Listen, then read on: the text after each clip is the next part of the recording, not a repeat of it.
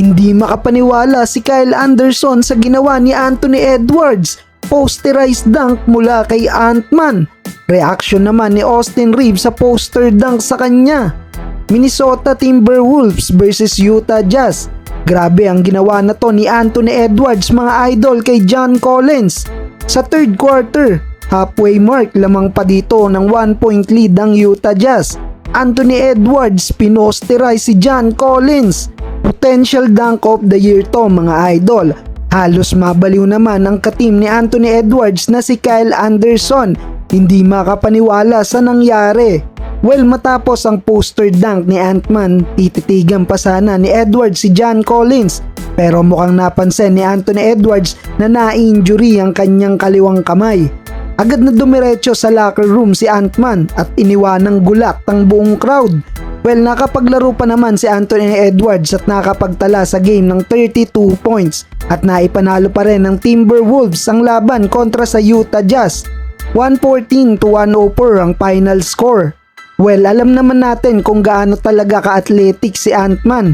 Ilang beses na natin nakita na lumipad si Ant-Man lalong-lalo na sa mga clutch plays. Sa post-interview na kahit na mismong si Anthony Edwards hindi makapaniwala sa ginawa niyang ito. Gulat na gulat pa ang Wolves superstar. Blast, nigga. Oh my God. Hey, that was my best dunk of my career. Daanan naman natin ang nangyari sa laban ng LA Lakers versus Atlanta Hawks. Wala ngayon si Trae Young para sa Atlanta Hawks. Sa pagsisimula ng first quarter, wala pang 20 seconds, na-posterize agad si Austin Reeves ni Jalen Johnson. Kahit ang buong crowd nagulat sa poster dunk na to.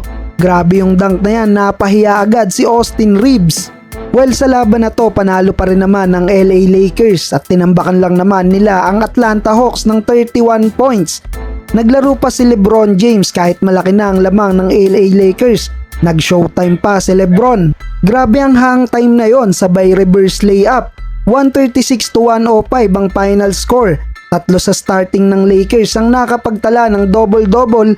Leading scorer si D'Lo, 27 points, 10 assists.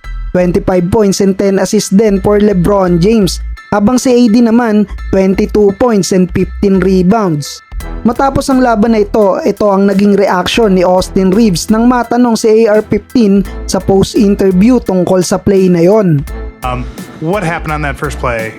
Everybody's seen what happened. Nobody had your view. You don't want my view. Was it not a charge? My question would be is